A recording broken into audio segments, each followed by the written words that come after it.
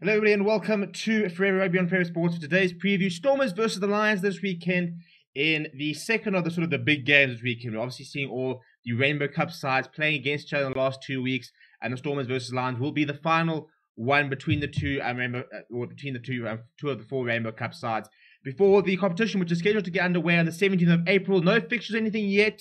It's also a bit worrying that the tournament's kicking off in pretty much 3 weeks time. And we haven't had any sort of confirmation of exactly what's going on. The Pro 14 comes to an end this weekend. The final is tomorrow. It's Leinster versus Munster. But, apart from the Rainbow Cup stuff and the fact that there's not much on it, it should be a very interesting game tomorrow. Both sides are sort of rotated quite a lot. We've got a lot of players coming in, sort of the regulars, the likes of the World Cup winning front row for the Stormers are on the bench for them. But before we look at the two teams and how they're sort of shaping up, please do subscribe to the channel, smash a like on the video as well. Let me know what your score predictions are down in the comments. I'm going to have to back the Lions because they're my boys. But I think it is quite a good Stormers side as well. Lions are unbeaten so far in the preparation series. Stormers lost not in the last minute, but in the last minute last week. João Augustus dropped the ball over the line. He's not playing this weekend. I don't think he's been dropped. It's probably the orders, part of the rotation policy, and trying to give other players a chance ahead of the Rainbow Cup. So in terms of the teams, this is the Stormers side that will line up tomorrow. So looking at the front row, Ali for Mark Scurry and Tabeni Nettling for Shear, who's just signed a new contract extension with the Stormers. Salman Murat will continue to captain the side, which I think is quite interesting. Because I think, obviously Stephen Kitsop will be the captain of the side for the Rainbow Cup and going forward. And I think, something like Bongi Manambi is probably in and around there as well. But I do think that Salman Murat is definitely part of the leadership movement. I think this is not, he will become the Stormers captain eventually. He's one of those players. He's a natural leader. He led the under-20s. I think he's a future buck. I think he's a very, very good player. He captains the side alongside JD Schickerling, who's into the side. Namaklaba is there, who is being back to take over from Sia Khaleesi, which is why the Stormers haven't gone out and signed anyone and stuff like that. John Dobson saying that he's definitely the front runner for that position. Ernst van Rijn gets a chance at number 7. Still no signs of Peace Toya, who continues to recover from injury. I think it's a cheek injury now, which sort of has delayed his comeback. And Ivan Ruiz starts at 8th man in place of João Augustus. Herschel Yankees is starting. He is next to Abner van Renen, who gets a chance. Cade Volata has been dropped down to the bench. No Tim Sweel this weekend. Dan du Plessis gets around at inside centre, usually playing at outside centre outside of Rikus Pretorius. Rikus Pretorius is given a rest this weekend, will not be playing. Ruan Nal keeps the number 13, and he will have Dan du Plessis inside. So it'll be interesting to see how Dan du Plessis coasts. I think inside centre is probably one of the positions. I think if you think of Ruan Nal as the number one choice for outside centre, then Dan du Plessis and Rikus Pretorius are going to have to try and compete for that inside centre position. The two wings are Siabela Sinatla, who is back in the side, as well as Sergio Peterson, so plenty of place down on the wings there. Damien Willemse continues at fullback, where I thought he was very, very good last week.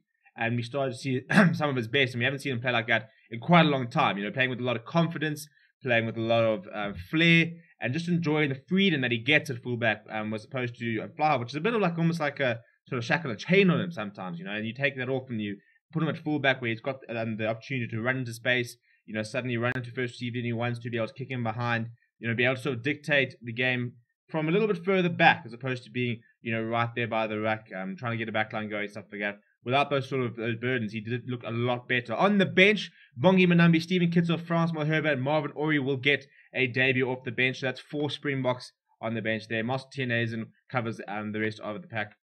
Paul DeVet will be the reserve scrum off. Cade Volata is on the bench. He's been quite good in the last 2 weeks, and he'll get another round. Lyle Hendricks will cover the outside back. So it's a pretty solid Stormers side. And a nice mix between experience and youth and a bit of fringe players. Someone like Abner van Renen, hasn't had too many opportunities. And Stormers still trying to decide what they're going to do with sort of fly half position.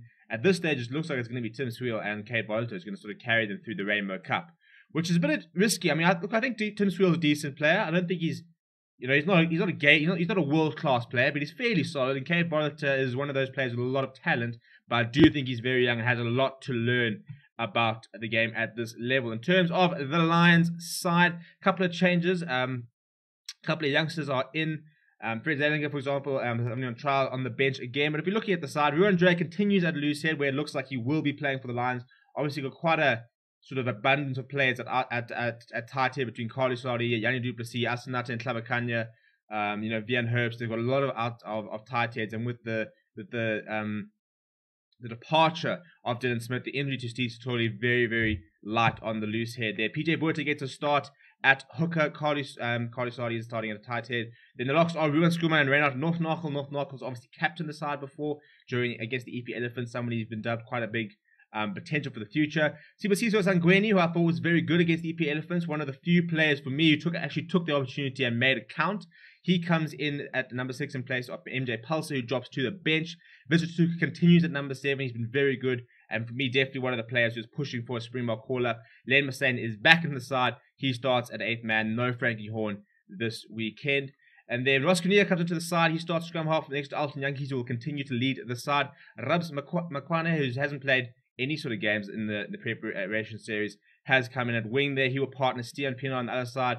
I really like Stian Pienaar. Not necessarily the quickest player. I wouldn't say he's an out-and-out finisher, but very powerful. Nice low center of gravity. Becomes a difficult man to take down and a very, very hard worker. And then Dan Creel starts this time ahead of Birger Odendaal, who drops to the bench. He is next to one to see a similarity, who will hope that he can get through the 18 minutes without any cramp or anything like last weekend. But he was stellar last weekend and probably the best player in the Lions outfit. EW Viljoen is back from injury and he will start at fullback. Tian Swanepoel has been given a rest this weekend. He's played quite a lot of rugby over the preparation series, so he's been rotated. On the bench, Yanni Henny-Kamfer, Nathan Mabeth, and Asanate and Klavakanya are the front row replacements. Willem van der Slees and MJ Pulsar will cover the rest of the scrum. Morne van den Berg, a very nice player to come off the bench. Lots of energy, a bit of a live wire. Fred Zellinger pretty much has the last opportunity to try and gain himself a contract. He's currently there on trial. And then Birger Odendaal will cover the rest of the team. So it's another good line side. It's much like the Storm. It's a nice combination of your experience, the Ruan Dre, Alton Yankees, Ross Kinnear, with the sort of the nice exciting youngsters like the likes of Sangweni, Stian Pienaar, Winsila Similane. So it's a side which is starting to come together, and I think it is a very young squad across the entire. The entire side is pretty inexperienced. So this is why the preparation series has been so important in terms of deciding which players are talented and can sort of make the step up now, and which players are got a lot of talent but maybe need more time to sort of develop and to grow and to get used to this type of level of rugby, which is what this entire series has been all about. It is the last opportunity for these players to get around before the Rainbow Cup is scheduled to play, so hopefully we will see a bit more of a sort of complete performance, sort of working on those small areas, hopefully a bit more sort of tactical, a little bit tighter on defense as we start to sort of really gear up towards the Rainbow Cup. As I said, let me know what your core predictions are down in the comments below. Smash like on the video if you are new. Subscribe to the channel as well. My name is Steven, and as always, I will chat to you very soon.